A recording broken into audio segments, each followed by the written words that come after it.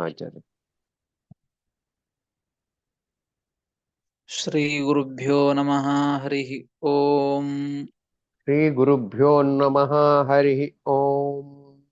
नारायणाय परिपूर्ण गुणार्णवाय नारायणाय परिपूर्ण गुणार्णवाय विश्वोदय स्थितिलयो नियतिप्रदाय विश्वोदय स्थिति लय नियति प्रदाय ज्ञानप्रदाय विबुधासुरसौख्य दुःख ज्ञान प्रदाय विबुधासुर सौख्य दुःख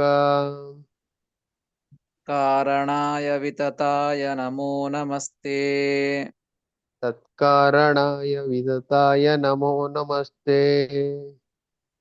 शेषवाग्जाड्यमलापहन्त्री अशेष वाग्जाड्यमलापहन्त्री अवं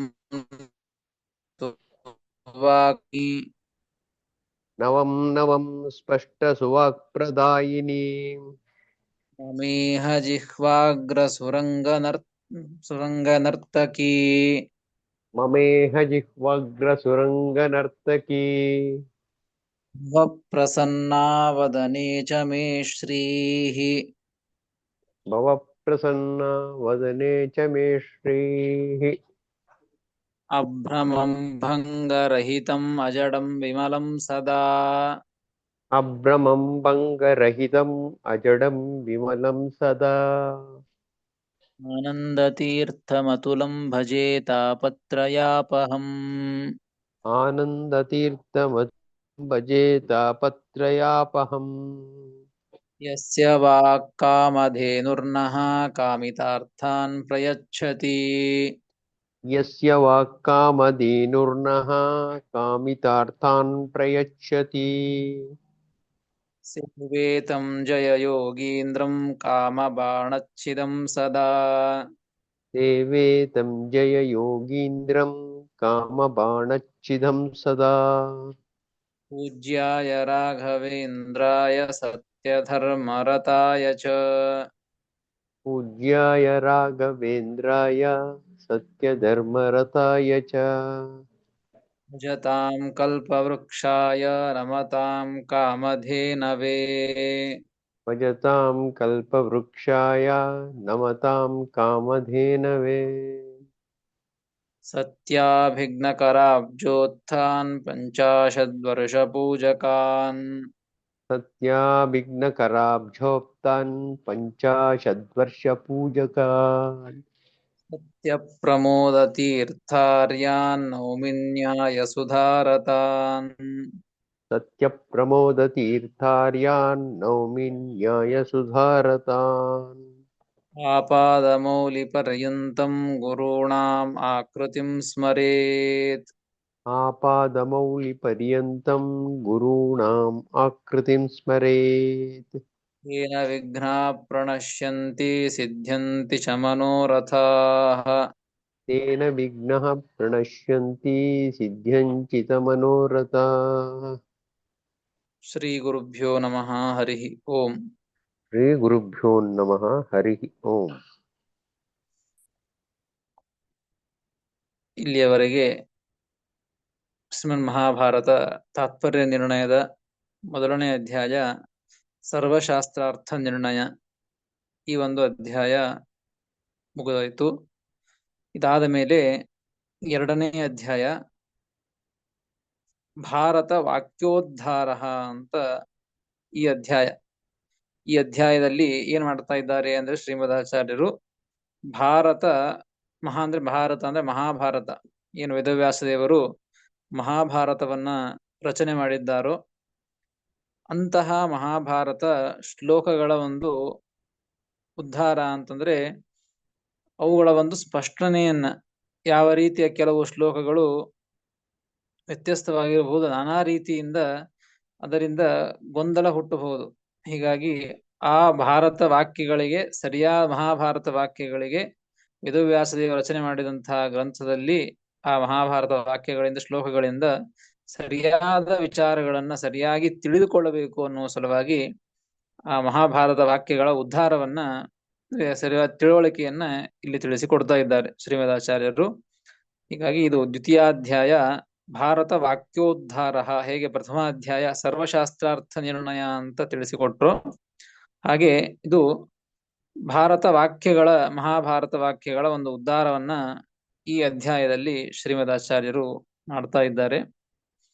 ಈ ಅಧ್ಯಾಯದಲ್ಲಿ ಅನುಕ್ರಮಣಿಕಾದಲ್ಲಿ ತಿಳಿಸಿಕೊಡುವಂತೆ ಒಟ್ಟಾರೆ ಈ ಎರಡನೇ ಅಧ್ಯಾಯದಲ್ಲಿ ಏನು ವಿಷಯಗಳನ್ನ ತಿಳಿಸ್ಲಿಕ್ಕೆ ಹೊಂಟದ್ದು ಅಂತ ತಿಳಿಸ್ತಾರೆ. ಅನುಕ್ರಮಣಿಕಾದಲ್ಲಿ, ವಿಷಯಾನುಕ್ರಮಣಿಕಾದಲ್ಲಿ ಕೊಟ್ಟಿದ್ದಾರೆ.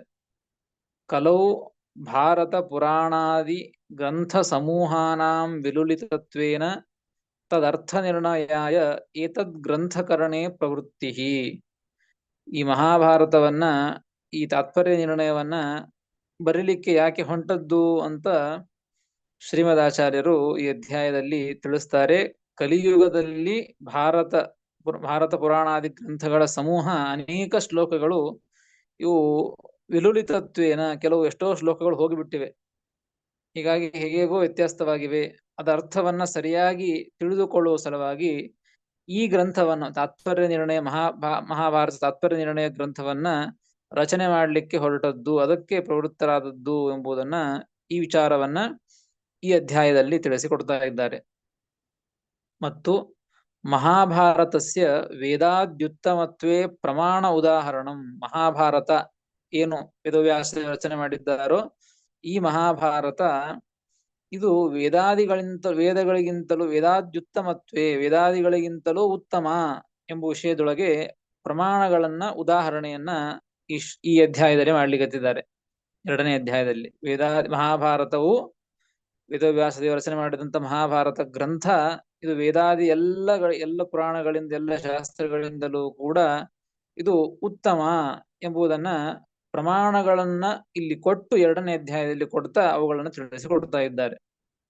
ಮತ್ತು ಭೀಮಾದೀನಾಂ ಸಾಧನ ತಾರತಮ್ಯ ನಿರ್ಣಯ, ಭೀಮಸೇನ ದೇವರ ಮೊದಲಾದಂಥವರ ಒಂದು ಸಾಧನ ತಾರತಮ್ಯ, ಅವರು ಮಾಡುವಂತಹ ಸಾಧನೆಗಳಲ್ಲಿ ತಾರತಮ್ಯವನ್ನು ನಿರ್ಣಯ ಮಾಡಲಿಕ್ಕತ್ತಿದ್ದಾರೆ ಈ ಅಧ್ಯಾಯದಲ್ಲಿ. ಮತ್ತು ಪ್ರಥಮಾಧ್ಯಾಯೋಕ್ತ ಸರ್ವಶಾಸ್ತ್ರಾರ್ಥ ಪ್ರದರ್ಶನಾರ್ಥಂ ಮಹಾಭಾರತ ವಾಕ್ಯಾನಾಂ ಉದ್ಧರಣಂ.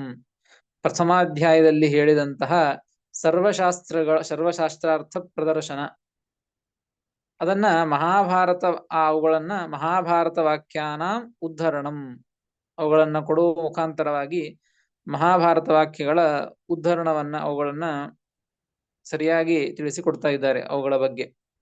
ಮತ್ತು ಮಹಾಭಾರತಸ್ಯ ಅರ್ಥತ್ರೈವಿಧ್ಯಂ, ಮಹಾಭಾರತಕ್ಕೆ 3 ರೀತಿಯಾದಂತಹ ಅರ್ಥ ಇದೆ ಎಂಬುದನ್ನು ತಿಳಿಸಿಕೊಡ್ತಾ ಇದ್ದಾರೆ. ಮತ್ತು ಆಧ್ಯಾತ್ಮಿಕ ಅರ್ಥ ನಿರೂಪಣಂ, ಆಧ್ಯಾತ್ಮಿಕವಾದಂತಹ ವಿಚಾರವನ್ನ ಈ ಅಧ್ಯಾಯದಲ್ಲಿ ತಿಳಿಸಿಕೊಡ್ತಾ ಇದ್ದದ್ದು. ಮತ್ತೊಂದು ಕೊನೆಯದಾಗಿ ಭಾಷಾತ್ರೈವಿದ್ಯಾದಿ ಕಥನಂ, ಭಾಷೆಗಳಲ್ಲಿ 3 ತರಹದ ಭಾಷೆಗಳು ಎಂಬುದನ್ನ, ಅದರ ವಿಧಾನವನ್ನ, ಅದು ಹೇಗೆ ಎಂಬುದನ್ನ ಈ ಅಧ್ಯಾಯದಲ್ಲಿ ತಿಳಿಸಿಕೊಡ್ತಾ ಇದ್ದಾರೆ. ಇದು ದ್ವಿತೀಯಾಧ್ಯಾಯದ ಒಂದು ವಿಷಯಾನುಕ್ರಮಣಿಕ. ಸಂಕ್ಷಿಪ್ತವಾಗಿ ದ್ವಿತೀಯಾಧ್ಯಾಯದಲ್ಲಿ ಏನೇನು ಹೇಳಿದ್ದಾರೋ ಅದನ್ನ ಸಂಕ್ಷಿಪ್ತವಾಗಿ ತಿಳಿಸಿಕೊಟ್ಟಿದ್ದಾರೆ. ಇನ್ನು ದ್ವಿತೀಯಾಧ್ಯಾಯವನ್ನ ಪ್ರಾರಂಭ ಮಾಡ್ತಾ ಇದ್ದಾರೆ. ದ್ವಿತೀಯಾಧ್ಯಾಯದ ಮೊದಲನೆಯ ಶ್ಲೋಕ. ಜಯತಿ ಹರಿರಚಿಂತ್ಯಃ ಸರ್ವದೇವೈಕವಂದ್ಯಃ, ಜಯತಿ ಹರಿರಚಿಂತ್ಯಃ ಸರ್ವದೈವೈಕವಂದ್ಯಃ, ಪರಮ ಗುರುರಭೀಷ್ಟಾವಾಪ್ತಿದಃ ಸಜ್ಜನಾನಾಂ, ಪರಮಗುರುರಭೀಷ್ಟಾವಾಪ್ತಿದಃ ಸಜ್ಜನಾನಾಂ, ನಿಖಿಲ ಗುಣಗಣಾರ್ಣೋ ನಿತ್ಯ ನಿರ್ಮುಕ್ತ ದೋಷಃ, ನಿಖಿಲ ಗುಣಗಣಾರ್ಣೋ ನಿತ್ಯ ನಿರ್ಮುಕ್ತ ದೋಷಃ, ಸರಸಿಜ ನಯನೋऽಸೌ ಶ್ರೀಪತಿರ್ಮಾನದೋ ನಃ, ಸರಸಿಜನಯನೋऽಸೌ ಶ್ರೀಪತಿರ್ಮಾನದೋ ನಃ, ಜಯತಿ ಹರಿರಚಿಂತ್ಯಃ ಸರ್ವದೇವೈಕವಂದ್ಯಃ ಪರಮಗುರುರಭೀಷ್ಟಾವಾಪ್ತಿದಃ ಸಜ್ಜನಾನಾಂ, ನಿಖಿಲ ಗುಣಗಣಾರ್ಣೋ ನಿತ್ಯ ನಿರ್ಮುಕ್ತ ದೋಷಃ ಸರಸಿಜನಯನೋಸೌ ಶ್ರೀಪತಿರ್ಮಾನದೋ ನಃ ಎಂಬುದಾಗಿ ದ್ವಿತೀಯಾಧ್ಯಾಯದ ಮೊದಲನೆಯ ಶ್ಲೋಕ. ಇದಕ್ಕೆ ಟಿಪ್ಪಣಿಕಾರರು ಅವತಾರಿಕೆಯನ್ನ ಕೊಟ್ಟಿದ್ದಾರೆ. ಈ ಶ್ಲೋಕವನ್ನ ಯಾಕೆ ಹೇಳ್ತಾ ಇದ್ದದ್ದು ಈ ಅಧ್ಯಾಯದಲ್ಲಿ ಎಂಬುದನ್ನು. ವಿಷ್ಣೋ ಸರ್ವೋತ್ತಮತ್ವಾದಿಕಂ ಸರ್ವ ಸದಾಗಮ ಪ್ರತಿಪಾದ್ಯಂ ಇತ್ಯೇತತ್ ಭಾರತೌ ವ್ಯಪದೇಶೇನ ಆಮ್ನಾಯಾರ್ಥಃ ಪ್ರದರ್ಶಿತಃ ಇತಿ ವಚನಾತ್ ಭಾರತಸ್ಯ ವೇದಾರ್ಥರೂಪತ್ವಾತ್ ಭಾರತವಾಕ್ಯೈಃ ಪ್ರತಿಪಾದಯನ್ ಭಾರತ ಆದ್ಯಪದ್ಯೋಕ್ತ ಗುಣತ್ವೇನ ಆದ್ಯಪದ್ಯೇನ ಸ್ತೌತಿ. ವಿಷ್ಣುವಿಗೆ ಸರ್ವೋತ್ತಮತ್ವಾದಿಗಳು, ಭಗವಂತ ಸರ್ವೋತ್ತಮ, ಸರ್ವಗುಣಪೂರ್ಣ, ನಿರ್ದೋಷ ಇತ್ಯಾದಿಗಳೇನಿವೆಯೋ ಇವೆಲ್ಲವೂ ಕೂಡ ಸರ್ವ ಸದಾಗಮ ಪ್ರತಿಪಾದ್ಯ, ಎಲ್ಲ ಸದಾಗಮಗಳಿಂದ ಪ್ರತಿಪಾದ್ಯವಾದಂತಹ ಈ ವಿಷಯಗಳು, ಗುಣಗಳು ಎಂಬುದಾಗಿ ಸ್ಪಷ್ಟವಾಗಿ ಭಾರತವು ವ್ಯಪದೇಶೇನ ಆಮ್ನಾಯಾರ್ಥ ಪ್ರದರ್ಶಿತ ಇತಿ ವಚನಾತ್ ಪ್ರಮಾಣವೂ ಇರ್ತಾ ಇದ್ದುದರಿಂದಾಗಿ ಎಲ್ಲ ವೇದಾದಿಗಳು ಸದಾಗಮಗಳು, ಎಲ್ಲ ಸದಾಗಮಗಳು ಕೂಡ ಭಗವಂತನ ಸರ್ವೋತ್ತಮತ್ವವನ್ನ, ಸ್ವತಂತ್ರ ಸ್ವಾತಂತ್ರ್ಯವನ್ನ, ಸರ್ವಗುಣ ಪೂರ್ಣತ್ವವನ್ನು ಇವುಗಳನ್ನೇ ತಿಳಿಸಿಕೊಡ್ತಾ ಇವೆ ಎಂಬುದನ್ನ ಭಾರತಸ್ಯ ವೇದಾರ್ಥ ರೂಪತ್ವಾತ್ ಇಂತಹ ವಿಷಯವನ್ನ ಭಾರತ ಮಹಾಭಾರತ ಇದು ಎಂತಹದ್ದು ಅಂದ್ರೆ ವೇದಾರ್ಥ ರೂಪತ್ವಾತ್, ವೇದಗಳ ಮುಖ್ಯ ಅರ್ಥವನ್ನ ತಿಳಿಸಿಕೊಡ್ತಾ ಇದ್ದಂತಹ ಮಹಾಭಾರತ.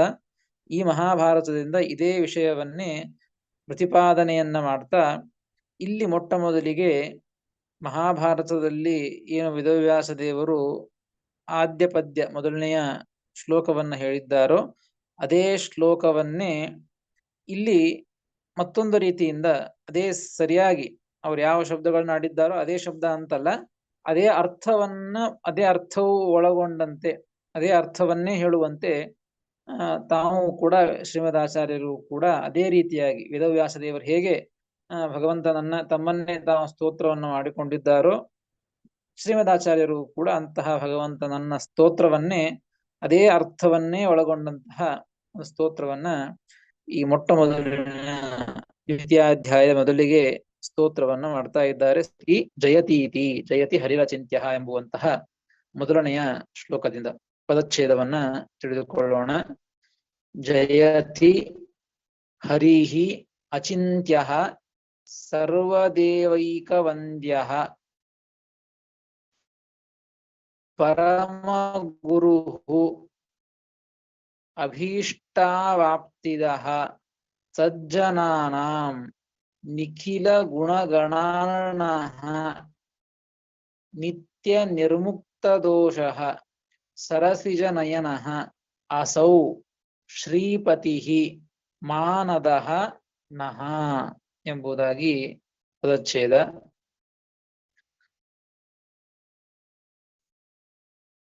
ಶ್ಲೋಕದ ಅರ್ಥವನ್ನು ತಿಳಿದುಕೊಳ್ಳೋದಾದರೆ ಕೊನೆಗೆ ಈ ಟಿಪ್ಪಣಿಕಾರರು ಮೊದಲಿಗೆ ಈ ಹೇಳಿದಂತೆ ಅವತಾರಿಕೆಯನ್ನು ಕೊಟ್ಟಂತೆ ಶ್ರೀಮದಾಚಾರ್ಯರು ನಾರಾಯಣಂ ಸುರಗುರುಂ ಜಗದೇಕನಾಥಂ ಭಕ್ತಪ್ರಿಯಂ ಸಕಲಲೋಕ ನಮಸ್ಕೃತಂ ಚ ತ್ರೈಗುಣ್ಯವರ್ಜಿತಮಯಂ ಬಹುಮಾದ್ಯಮೀಶಂ ವಂದೇ ಭವತ್ಪಾವರಾಸುರ ಸಿದ್ಧವಂದ್ಯಂ ಎಂಬುವಂತಹ ಶ್ಲೋಕವನ್ನು ಏನು ಮಾಡಿದಾರೋ ಆಚಾರ್ಯ ಕೇಳಿಸ್ತಾ ಇಲ್ಲ ಸರಿಯಾಗಿ, ನಿಮ್ಮ ಧ್ವನಿ ಕೇಳಿಸ್ತಾ ಇಲ್ಲ, ಸರಿಯಾಗಿ ಕೇಳಿಸ್ತಾ ಇಲ್ಲ. ನಾರಾಯಣಂ ಸುರಗುರುಂ ಜಗದೇಕನಾಥಂ ಭಕ್ತಪ್ರಿಯಂ ಸಕಲಲೋಕ ನಮಸ್ಕೃತಂಚ ಅಂತ ಏನು ವೇದವ್ಯಾಸ ದೇವರು ಶ್ಲೋಕವನ್ನು ಮಾಡಿದ್ದಾರೋ ಆ ಶ್ಲೋಕಕ್ಕೂ ಈ ಶ್ಲೋಕಕ್ಕೂ ಅದೇ ಅರ್ಥವೇ ಇದೆ. ಅವ್ರು ಯಾವ ಅರ್ಥವನ್ನು ಹೇಳಿದ್ದಾರೋ ವೇದವ್ಯಾಸ ದೇವರು ಅದೇ ಅರ್ಥವನ್ನೇ ಒಳಗೊಂಡಂತೆ ಶಬ್ದಗಳನ್ನ ಈ ಶ್ಲೋಕದಲ್ಲಿ ಶ್ರೀಮದಾಚಾರ್ಯರು ಪ್ರಯೋಗ ಮಾಡಿದ್ದಾರೆ ಎಂಬುದನ್ನ ಟಿಪ್ಪಣಿಕಾರರು ತಿಳಿಸಿಕೊಡ್ಲಿಕ್ಕಿದ್ದಾರೆ.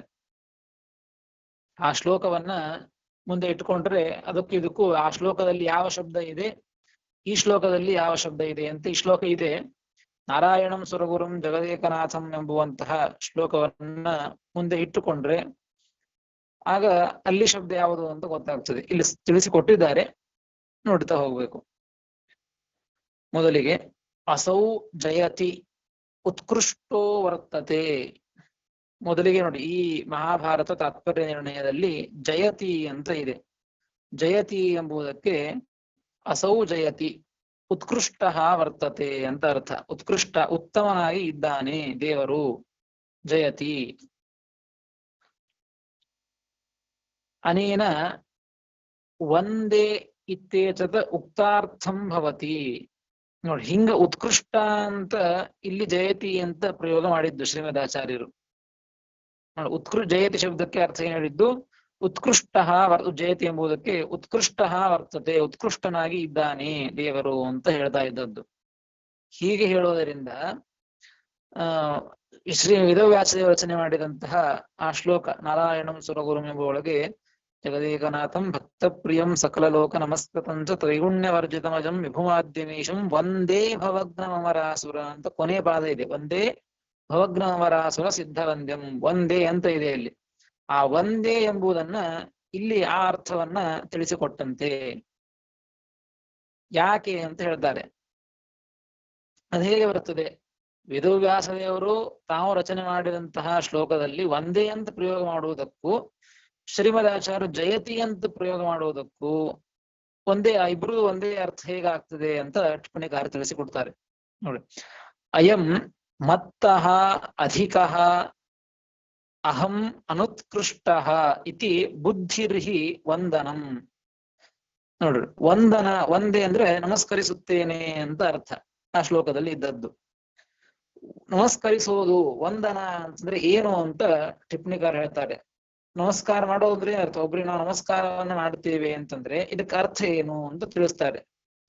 ಮತ್ತಃ ಅಧಿಕಃ ಅಯಂ, ಯಾರಿಗೆ ನಾವು ನಮಸ್ಕಾರ ಮಾಡ್ಲಿಕ್ಕತ್ತಿದ್ದೇವೋ ದೇವ್ರ ನಮಸ್ಕಾರ ಮಾಡ್ಲಿಕ್ಕತ್ತೀವಿ ಅಂತ ತಿಳಿದುಕೊಳ್ಳಿ. ಆ ದೇವರಿಗೆ ನಮಸ್ಕಾರ ಮಾಡ್ತಾ ಇದ್ದೇವೆ ಅಂತಂದ್ರೆ ಅಯಂ ಮತ್ತಃ ಅಧಿಕಃ, ನನಗಿಂತ ಇವರು ದೊಡ್ಡವರು, ದೇವರು ನನಗಿಂತ ದೊಡ್ಡವ ದೇವರು. ಅಹಂ ಅನುತ್ಕೃಷ್ಟ, ನಾನು ದೇವರಿಗಿಂತ ಯಾರಿಗೆ ನಮಸ್ಕಾರ ಮಾಡ್ತಾ ಇದ್ದೇನೋ ನಾನು ಅವರಿಗಿಂತ ಚಿಕ್ಕವ ಎಂಬುವಂತಹ ಬುದ್ಧಿ ಏನಿದೆಯಲ್ಲ, ಇದನ್ನೇ ವಂದನ ಅಂತ ಕರೆದದ್ದು. ನಮಸ್ಕಾರ ಅಂದ್ರೆ ಸುಮ್ಸುಮ್ ನಮಸ್ಕಾರ ಅಂತ ಮಾಡಿದ ಅದರ ಅರ್ಥ ಹೀಗೆ: ಯಾರಿಗೆ ನಮಸ್ಕಾರ ಮಾಡ್ತಾ ಇದ್ದೇವೋ, ನಮಸ್ಕಾರ ಯಾರಿಗೆ ಮಾಡ್ತಾ ಇದ್ದೇವೋ ಅವ್ರು ನನಗಿಂತ ಉತ್ಕೃಷ್ಟರು, ಅವರಿಗಿಂತ ನಾನು ಅನುತ್ಕೃಷ್ಟ, ಚಿಕ್ಕವ, ಅವರ ಅಧಿಕರು, ಉತ್ತಮರು ಅಂತ ಅರ್ಥ ನಮಸ್ಕಾರ ಮಾಡೋದು ಅಂದ್ರೆ. ಹಾಗಾದ್ರೆ ಶ್ರೀಮದಾಚಾರ್ಯರು ಜಯತಿ ಅಂತ ಪ್ರಯೋಗ ಮಾಡಿದ್ದು, ಉತ್ಕೃಷ್ಟ ವರ್ತತೆ ಅಂತ ಅರ್ಥ. ಅದಕ್ಕೆ ವೇದವ್ಯಾಸದೇವರು ಅಂದದ್ದೇನು? ಒಂದೇ ಅಂತ ಅಂದಿದ್ದಾರೆ. ಒಂದೇ ಅಂದ್ರೆ ಇಷ್ಟ ಅರ್ಥ ಅದಕ್ಕೆ: ನೀನು ಉತ್ಕೃಷ್ಟ, ನಾನು ಅನುತ್ಕೃಷ್ಟ ಅಂತ ನಮಸ್ಕಾರ ಮಾಡೋದು. ಹಾಗಾದರೆ ಶ್ರೀಮದಾಚಾರ್ಯರು ಜಯತಿ ಅಂತ ಪ್ರಯೋಗ ಮಾಡಿದ್ದಾರೆ ಅಂದ್ರೆ ವೇದವ್ಯಾಸದೇವರ ಒಂದು ಶ್ಲೋಕಕ್ಕೆ, ಅವ್ರು ಮಾಡಿದಂತಹ ಶಬ್ದಕ್ಕೆ ಇದು ಒಂದೇ ಅರ್ಥವನ್ನೇ ವ್ಯಾಖ್ಯಾನ ಮಾಡಿದಂತೆ ಆಯಿತು. ಅದಕ್ಕೂ ಇದಕ್ಕೂ ಒಂದೇ ಅರ್ಥ, ಒಂದೇ ಅಂತ ಪ್ರಯೋಗ ಮಾಡಿದ್ದಾರೆ. ಇವರು ಜಯತಿ ಎಂಬುದರಿಂದ ಆ ಒಂದೇ ಎಂಬುವಂತಹ ಕ್ರಿಯಾಪದಕ್ಕೆ ಅರ್ಥವನ್ನೇ ಇವರು ಅರ್ಥವನ್ನು ಈ ರೀತಿಯಾಗಿ ತಿಳಿಸಿಕೊಟ್ಟಿದ್ದಾರೆ. ವಿಭುಂ ಇತ್ಯಸ್ಯ ಅಸ್ಯ ಅರ್ಥಃ ಹರಿಹಿ ಇತಿ. ನೋಡಿ, ವಿಭುಂ ಅಂತ ವೇದವ್ಯಾಸದೇವ ರಚನೆ ಮಾಡಿದಂತಹ ಶ್ಲೋಕ ಇದೆ.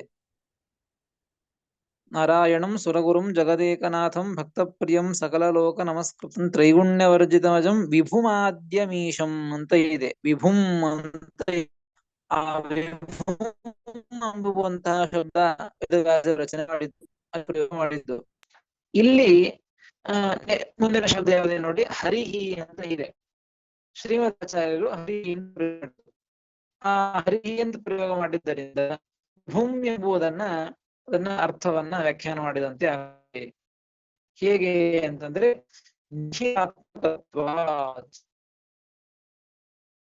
ನಿಖಿಲಾತ್ವ ತತ್ರ ಅಖಿಲಾಮರ ವರೋ ಹರಿಹಿ ಆವಿರಾಸೀತ್. ವಿಭು ಅಂದ್ರೆ ವ್ಯಾಪ್ತನಾದವ ಅಂತ ಅರ್ಥ. ಹರಿಹಿ ವಿಭು ಶಬ್ದಕ್ಕೆ ಅರ್ಥ ವ್ಯಾಪ್ತನಾದವ ಅಂತ ಅರ್ಥ. ಮತ್ತೆ ಹರಿಹಿ ಎಂದು ಪ್ರಯೋಗ ಮಾಡಿದ್ದಾರೆ. ಅದು ಹೇಗೆ, ಅದು ವ್ಯಾಪ್ತನಾದವ ಎಂಬುವ ಅರ್ಥ ಹೇಗೆ ಬರ್ತದೆ ಅಂತಂದ್ರೆ ಅದಕ್ಕೆ ಒಂದು ಭಾಗವತದ ಶ್ಲೋಕವನ್ನು ಕೊಡ್ತಾರೆ. ತತ್ರ ಅಖಿಲಾಮರೋ ಹರಿಹಿ ಆವಿರಾಸ.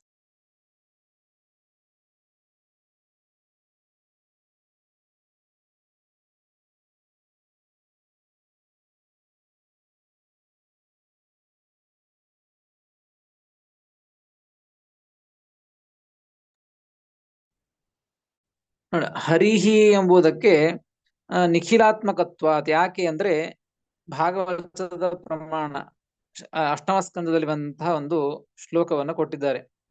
ತತ್ರ ಅಖಿಲಾಮರವರೋ ಹರಿಹಿ ಆವಿರಾಸೀತ್.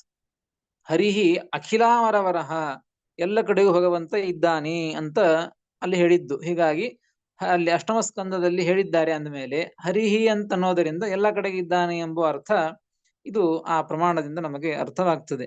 ಹೀಗಾಗಿ ವಿಭುಂ ಎಂಬುವಂತಹ ಶಬ್ದವನ್ನ ಇಲ್ಲಿ ಶ್ರೀಮದಾಚಾರ್ಯರು ಹರಿಹಿ ಎಂಬುದರಿಂದ ಇಲ್ಲಿ ವ್ಯಾಖ್ಯಾನವನ್ನ ಮಾಡಿದಂತೆ ಆಯಿತು.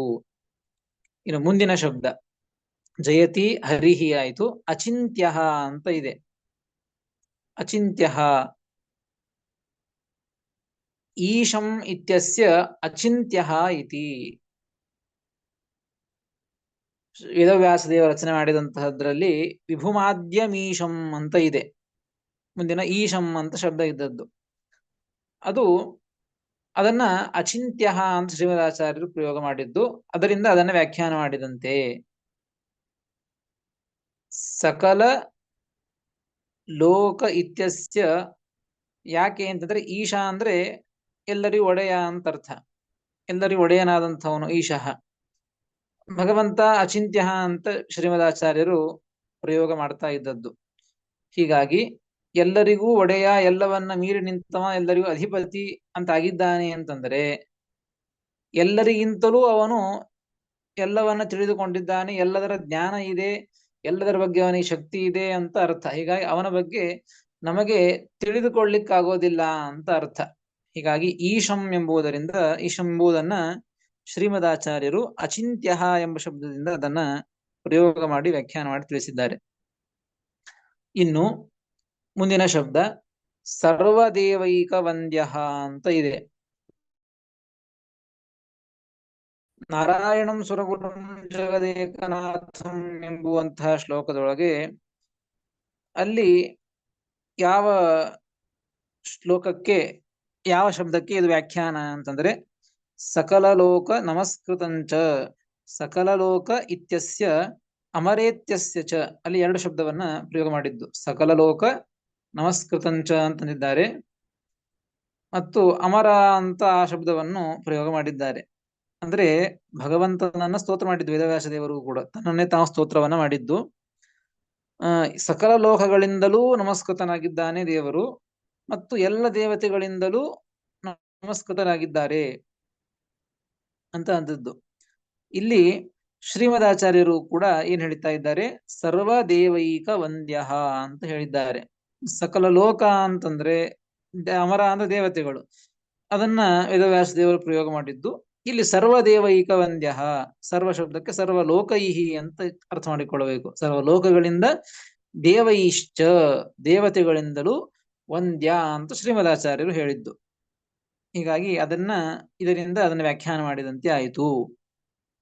ಯದ್ವಾ ಸರ್ವದೇವೈಹಿ ಮುಕ್ತಾಮುಕ್ತೈಹಿ ಮುಖ್ಯತಯ ವಂದ್ಯ ಇತಿ. ಎಲ್ಲ ದೇವತೆಗಳಿಂದಲೂ ಮುಕ್ತರಿಂದಲೂ ಅಮುಕ್ತರಿಂದಲೂ ಕೂಡ ಭಗವಂತ ವಂದ್ಯ, ಸರ್ವ ದೇವೈಕ ವಂದ್ಯ ಎಂಬುದಕ್ಕೆ ಮತ್ತೊಂದು ರೀತಿಯಿಂದ ಅರ್ಥವನ್ನ ತಿಳಿಸಿಕೊಡ್ತಾ ಇದ್ದಾರೆ. ಹೀಗ್ಯಾಕ್ ಮಾಡ್ಬೇಕ್ರಿ? ಸರ್ವ ವಂದ್ಯ ಅಂತಂದ್ಬಿಟ್ರೆ ಆಯ್ತು. ಸರ್ವರಿಂದ ವಂದ್ಯ ಅಂತಂದ್ಬಿಟ್ರೆ ಸರ್ವರೊಳಗೆ ಎಲ್ಲರೂ ಸೇರಿಕೊಳ್ತಾರೆ. ಅದನ್ನು ಬಿಟ್ಟು ಸರ್ವ ಶಬ್ದದಿಂದಾಗಿ ಸರ್ವ ಲೋಕಗಳು, ಎಲ್ಲಾ ಜನರಿಂದಲೂ ಅಂತ ಅರ್ಥ ಮಾಡಿ ಮತ್ ಪ್ರತ್ಯೇಕವಾಗಿ ದೇವತೆಗಳು ದೇವೈಕ ವಂದ್ಯ ಅಂತ ಹೇಳ್ತಾ ಇದ್ದಾರೆ. ಯಾಕೆ ಅಂತ ಪ್ರಶ್ನೆ ಮಾಡಿಕೊಂಡು ಉತ್ತರವನ್ನು ಕೊಡ್ತಾ ಇದ್ದಾರೆ. ಬ್ರಾಹ್ಮಣ ಪರಿವ್ರಾಜಕನ್ಯಾಯೇನ ಪೂರ್ವವು ವ್ಯಾಖ್ಯಾನಂ. ಬ್ರಾಹ್ಮಣ ಪರಿವ್ರಾಜಕಾನ್ಯಾಯ ಅಂತ ಒಂದು ನ್ಯಾಯ ಶಾಸ್ತ್ರದಲ್ಲಿ, ಅಂದ್ರೆ ಅಥವಾ ಕುರುಪಾಂಡವ ನ್ಯಾಯ ಅಂತ ನ್ಯಾಯ. ಇದನ್ನೇ ಇಟ್ಕೊಳ್ಳೋಣ ಅಂತ. ಬ್ರಾಹ್ಮಣ ಪರಿವ್ರಾಜಕ ನ್ಯಾಯ. ಬ್ರಾಹ್ಮಣ ಮತ್ತು ಪರಿವ್ರಾಜಕ ಬಂದ್ರು, ಬ್ರಾಹ್ಮಣರು ಬರ್ತಾ ಇದ್ದಾರೆ, ಒಬ್ರು ಸನ್ಯಾಸಿಗಳು ಬರ್ತಾ ಇದ್ದಾರೆ. ಅದಕ್ಕೆ ಹೇಗೆ ಅನ್ನೋದು ಅಂದ್ರೆ ಬ್ರಾಹ್ಮಣ ಪರಿವ್ರಾಜಕರು ಬಂದ್ರು ಅಂತ ಈ ರೀತಿಯ ಪ್ರಯೋಗ ಮಾಡಿದಾಗ, ಮತ್ತೆ ಪರಿವ್ರಾಜಕ ಸನ್ಯಾಸಿ ಆದಂತವ್ರು ಬ್ರಾಹ್ಮಣರೇ ಇದ್ದಾರೆ. ಮತ್ ಪ್ರತ್ಯೇಕವಾಗಿ ಬ್ರಾಹ್ಮಣರು ಬಂದ್ರು ಅಂತಂದ್ಬಿಟ್ರೆ ಅವರು ಸೇರ್ಕೊಂಡ್ಬಿಡ್ತಾರೆ. ಪ್ರತ್ಯೇಕವಾಗಿ ಯಾಕೆ ಹೇಳಿದ್ರು ಅಂದ್ರೆ ಅವರಿಗಿಂತಲೂ ಅವರು ವಿಶಿಷ್ಟ ಅಂತ ಉದ್ದೇಶದಿಂದ ಅವರನ್ನ ಪ್ರತ್ಯೇಕವಾಗಿ ಹೇಳಿದ್ದು. ಹೇಗೋ ಹಾಗೆ ಈ ಜಗತ್ತಿನೊಳಗೆ ಎಲ್ಲ ಜೀವರಾಶಿಗಳಿಗಿಂತಲೂ ದೇವತೆಗಳು ಅಂತ ಒಬ್ರು ಉತ್ತಮರು ಅಂತಿದ್ದಾರೆ. ಹೀಗಾಗಿ ಸರ್ವ ದೇವೈಕ ವಂದ್ಯ ಅಂತ ಪ್ರಯೋಗ ಮಾಡಿದ್ದು. ಸರ್ವ ಅಂದ್ರೆ ಸರ್ವ ಲೋಕಗಳು, ಎಲ್ಲ ಜೀವರು ದೇವತೆಗಳಿಂದ ಎಲ್ಲರಿಂದಲೂ ಕೂಡ ಭಗವಂತ ವಂದ್ಯನಾಗಿದ್ದಾನೆ ಎಂಬುದಾಗಿ ಪ್ರಯೋಗ ಮಾಡಿದ್ದರಿಂದ ಶ್ರೀಮದ್ ವೇದವ್ಯಾಸ ದೇವರ ಒಂದು ಸಕಲ ಲೋಕ ನಮಸ್ಕೃತಂಚ ಎಂಬುವಂತಹ ಶಬ್ದವನ್ನ ವ್ಯಾಖ್ಯಾನ ಮಾಡಿದಂತೆ ಆಯಿತು. ಇನ್ನು ಪರಮ ಗುರುಹು ಅಂತ ಮುಂದಿನ ಶಬ್ದ. ಮತ್ತೆ ದೇವರು ಹೇಗಿದ್ದಾನೆ ಅಂದ್ರೆ ಸರ್ವದೇವೈಕ ವಂದ್ಯ ಅಂತಾಗಿದ್ದಾನೆ ದೇವರು. ಮತ್ತು ಪರಮಗುರುಹು ಅಂತ ಶ್ರೀಮದಾಚಾರ್ಯರು ಪ್ರಯೋಗ ಮಾಡ್ತಾ ಇದ್ದದ್ದು. ವೇದವ್ಯಾಸ ದೇವರ ರಚನೆ ಆ ಶ್ಲೋಕದಲ್ಲಿ ಹೇಳಿದ್ದು ಏನಂದ್ರೆ ನಾರಾಯಣಂ ಸುರಗುರುಂ ಜಗದೇಕನಾಥಂ ಅಂತ ಹೇಳಿದ್ದಾರೆ. ಸುರಗುರುಂ ಅಂತ ದೇವರನ್ನ ಸ್ತೋತ್ರ ಮಾಡಿದ್ದು, ತನ್ನನ್ನೇ ಸ್ತೋತ್ರ ಮಾಡಿಕೊಂಡದ್ದು. ಸುರಗುರು ದೇವರು ಭಗವಂತ ಯಾರಿಗೇನು ಅಂತಂದ್ರೆ ಸುರಗುರು, ಎಲ್ಲ ದೇವತೆಗಳಿಗೂ ಗುರುವಾಗಿದ್ದಾನೆ ಅಂತ ಪ್ರಯೋಗ ಮಾಡಿದ್ದು ಶಬ್ದವನ್ನ. ಇಲ್ಲಿ ಶ್ರೀಮದಾಚಾರ್ಯ ಮಾಡಿದ್ದು ಪರಮಗುರುಹು ಅಂತ ಪ್ರಯೋಗ ಮಾಡಿದ್ದಾರೆ. ಅದನ್ನ ಇದರಿಂದ ವ್ಯಾಖ್ಯಾನ ಮಾಡಿದಂತೆ ಆಯ್ತು. ಅದ್ ಹೇಗ್ರಿ, ಅಲ್ಲಿ ಸುರಗುರು ಅಂತ ಹೇಳಿದ್ದಾರೆ, ಇಲ್ಲಿ ಪರಮಗುರುಹು ಅಂತ ಹೇಳಿದ್ದಾರೆ ಅಂತಂದ್ರೆ ಟಿಪ್ಪಣಿಕಾರ ಬರೀತಾರೆ ಸುರಾಣಾಂ ಪರಮತ್ವಾತ್. ಪರಮ ಅಂದ್ರೆ ಉತ್ತಮ ಅಂತ ಅರ್ಥ, ಶ್ರೇಷ್ಠರು ಅಂತ ಅರ್ಥ. ದೇವತೆಗಳೇನಾಗಿದ್ದಾರೆ, ಎಲ್ಲ ಜೀವರಿಗಿಂತಲೂ ಮಾನವರಿಗಿಂತಲೂ ಎಲ್ಲ ಜೀವರಿಗಿಂತಲೂ ಶ್ರೇಷ್ಠರಾಗಿದ್ದಾರೆ ದೇವತೆಗಳು. ಹೀಗಾಗಿ ಪರಮರು ಅಂದ್ರೆ ದೇವತೆಗಳು ಅಂತ ಅರ್ಥ, ಪರಮ ಗುರುಹು ಅಂದ್ರೆ ದೇವಗುರುಹು ಅಂತ ಅರ್ಥ. ಶ್ರೀಮದ್ ವೇದವ್ಯಾಸ ದೇವಚನೆ ಮಾಡಿದ್ದೇನು ಸುರಗುರುಂ ಅಂತ ಮಾಡಿದ್ದು. ಸುರ ದೇವ ಅಂದ್ರೆ ಒಂದೇಲ. ಹೀಗಾಗಿ ದೇವತೆಗಳಿಗೆ ಗುರು ಅಂತ ಸುರಗುರು ಅಂತ ವೇದವ್ಯಾಸ ದೇವರು ಪ್ರಯೋಗ ಮಾಡಿದ್ದು. ಶ್ರೀಮದಾಚಾರ್ಯರು ಪರಮರು ಅಂತಂದ್ರೆ ದೇವತೆಗಳು, ಸುರರು, ಆ ಸುರರಿಗೆ ದೇವತೆಗಳಿಗೆ ಗುರುಗಳು ಅಂತ ಪರಮ ಗುರು ಎಂಬುವಂತ ಶಬ್ದವನ್ನ ಪ್ರಯೋಗ ಮಾಡಿ ಆ ವೇದವ್ಯಾಸ ದೇವರ ಶಬ್ದಕ್ಕೆ ವ್ಯಾಖ್ಯಾನ ಮಾಡಿದಂತೆ ಆಯಿತು. ಇನ್ನು ಭಕ್ತಪ್ರಿಯಂ ಇತ್ಯಸ್ಯ ಭವಗ್ನಂ ಇತ್ಯಸ್ಯ ಚ ಸಜ್ಜನಾನಾಂ ಅಭೀಷ್ಟಾವಾಪ್ತಿದಃ ಇತಿ. ಮುಂದಿನ ಶಬ್ದ ನೋಡಿ, ಅಭೀಷ್ಟಾವಾಪ್ತಿದಃ ಸಜ್ಜನಾನಾಂ. ಮತ್ ಭಗವಂತ ಹೇಗಿದ್ದಾನೆ ಅಂದ್ರೆ ಸಜ್ಜನಾನಾಂ ಅಭೀಷ್ಟಾವಾಪ್ತಿದಃ, ಸಜ್ಜನರಿಗೆ ಅಭೀಷ್ಟವನ್ನ ಕೊಡುವವನಾಗಿದ್ದಾನೆ ದೇವರು ಅಂತ ಇಲ್ಲಿ ಪ್ರಯೋಗ ಮಾಡಿದ್ದು ಶ್ರೀಮದಾಚಾರ್ಯರು. ವೇದವ್ಯಾಸ ದೇವರು ಏನ್ ಮಾಡಿದ್ದಾರೆ ಅಂದ್ರೆ ಭಕ್ತ ಪ್ರಿಯಂ ಅಂತ ಪ್ರಯೋಗ ಮಾಡಿ ಶ್ಲೋಕದಲ್ಲಿ ಇದೆ. ನಾರಾಯಣಂ ಸುರಗುರುಂ ಆ ಶ್ಲೋಕದೊಳಗೆ ಭಕ್ತ ಪ್ರಿಯಂ ಸಕಲ ಲೋಕ ನಮಸ್ಕೃತಂಚ ಅಂತ ಭಕ್ತ ಪ್ರಿಯಂ ಅಂತ ಶಬ್ದ ಬರ್ತದೆ. ಮತ್ತು ಮುಂದೆ ಒಂದೇ ಭವಗ್ನಂ ಅಮರಾಸುರ ಸಿದ್ಧವಂದ್ಯಂ ಅಂತ ವೇದವ್ಯಾಸ ದೇವರು ಭವಗ್ನಂ ಅಂತ ಪ್ರಯೋಗ ಮಾಡಿದ್ದಾರೆ. ಭಗವಂತ ಹೇಗಿದ್ದಾನೆ ಅಂದ್ರೆ ಭಕ್ತ ಪ್ರಿಯನಾಗಿದ್ದಾನೆ, ಭವವನ್ನ ಸಂಸಾರವನ್ನ ಕಳಿತಾನೆ ಅಂತ ಪ್ರಯೋಗ ಮಾಡಿದ್ದು ವೇದವ್ಯಾಸ ದೇವರು. ಶ್ರೀಮದಾಚಾರ್ಯರು ಸಜ್ಜನಾನಾಂ ಅಭೀಷ್ಟಾವಾಪ್ತಿದಃ ಅಂತ ಶಬ್ದವನ್ನ ಪ್ರಯೋಗ ಮಾಡಿದ್ದು. ಇದರಿಂದ ಆ ವೇದವ್ಯಾಸ ದೇವರ ಮಾತಿಗೆ ವ್ಯಾಖ್ಯಾನ ಮಾಡಿದಂತೆ ಆಗ್ತದೆ. ಅದು ಹೇಗೆ ಅಂತಂದ್ರೆ ನೋಡಿ, ಭಕ್ತ ಪ್ರಿಯ ಅಂತ ವೇದವ್ಯಾಸ ದೇವರು ಅಂದದ್ದು. ಭಕ್ತರಿಗೆ ಪ್ರಿಯ ದೇವರು. ಭಕ್ತರಿಗೆ ಯಾವಾಗ ಪ್ರಿಯ ಆಗ್ತಾನೆ? ಅವರು ಕೇಳಿದ್ದನ್ನ, ಅಪೇಕ್ಷೆ ಒಳ್ಳೆಯದನ್ನ, ಯೋಗ್ಯವಾದದ್ದನ್ನ ಕೇಳಿದ್ದನ್ನ ಕೊಟ್ರೆ ಭಕ್ತರಿಗೆ ಪ್ರಿಯನಾಗ್ತಾನೆ ದೇವರು. ಮತ್ತು ದೇವರು ಏನ್ ಮಾಡ್ತಾನೆ? ಭವಗ್ನಂ ಸಂಸಾರವನ್ನ ಕಳಿತಾನೆ, ಮೋಕ್ಷವನ್ನ ಕೊಡ್ತಾನೆ. ಅವ್ರು ಕೇಳಿದ್ದನ್ನ ಕೊಡ್ತಾನೆ, ಮೋಕ್ಷವನ್ನ ಕೊಡ್ತಾನೆ ಅಂತ ಇಷ್ಟರ್ಥ ವೇದವ್ಯಾಸ ದೇವರ ಮಾತಿಗೆ. ಶ್ರೀಮದಾಚಾರ್ಯ ಅದೇ ಅರ್ಥವನ್ನ ತಿಳಿಸಿ ಕೊಡ್ತಾ ಇದ್ದಾರೆ. ಸಜ್ಜನಾನಾಂ ಅಭೀಷ್ಟಾವಾಪ್ತಿದಃ, ಸಜ್ಜನರಿಗೆ ಅಭೀಷ್ಟವಾದದ್ದು ಯಾವುದು? ಮೋಕ್ಷ. ಹೀಗಾಗಿ ಮೋಕ್ಷವನ್ನ ಕೊಡುವವ ಭಗವಂತ ಅಂತ ಈ ರೀತಿಯಾಗಿ ಶ್ರೀಮದಾಚಾರ್ಯರು ಆ ವೇದವ್ಯಾಸ ದೇವರ ಒಂದು ಮಾತಿಗೆ ವ್ಯಾಖ್ಯಾನವನ್ನ, ಆ ಮಹಾಭಾರತ ವಾಕ್ಯಗಳ ಉದ್ಧಾರವನ್ನ ಮಾಡ್ತಾ ಇದ್ದಾರೆ. ಹೀಗಾಗಿ ಅವರ ಶ್ಲೋಕಕ್ಕೆ ಮೊದಲಿಗೆ ವ್ಯಾಖ್ಯಾನವನ್ನ ತಮ್ಮ ಶ್ಲೋಕದಿಂದ ವ್ಯಾಖ್ಯಾನವನ್ನ ಮಾಡಿ ಮುಂದೆ ವಿಷಯಗಳನ್ನ ತಿಳಿಸ್ತಾ ಇದ್ದಾರೆ. ಹೀಗಾಗಿ ಇಲ್ಲಿಯವರೆಗೆ ಈ 2 ಪಾದಗಳಿಂದ ಶ್ರೀಮದಾಚಾರ್ಯರ ಈ ಮಾತುಗಳಿಗೂ ವೇದವ್ಯಾಸ ದೇವರ ಮಾತುಗಳಿಗೂ ಕೂಡ ವ್ಯಾಖ್ಯಾನ ವ್ಯಾಖ್ಯೇಯ ಭಾವ ಇದೆ ಎಂಬುದನ್ನ ತಿಳಿದುಕೊಳ್ಳಬೇಕು. ಇದೇ ರೀತಿಯಾಗಿ ಮತ್ತೆ ಮುಂದಿನ 2 ಪಾದಗಳಿಂದ ಶ್ರೀಮದಾಚಾರ್ಯರ ಮಾತಿಗೂ ವೇದವ್ಯಾಸ ದೇವರ ಮಾತಿಗೂ ಹೇಗೆ ಅರ್ಥವು ವ್ಯಾಖ್ಯಾನ ವ್ಯಾಖ್ಯೇಯ ಭಾವವು ಇದೆ ಎಂಬುದನ್ನ ಟಿಪ್ಪಣಿಕಾರರು ತಿಳಿಸಿಕೊಟ್ಟಿದ್ದಾರೆ. ಅದನ್ನು ಮತ್ತೆ ನಾಳೆ ತಿಳಿದುಕೊಳ್ಳೋಣ ಅಂತ ಹೇಳ್ತೇನೆ. ಶ್ರೀಕೃಷ್ಣಾರ್ಪಣಮಸ್ತು. ಹರಯೇ ನಮಃ.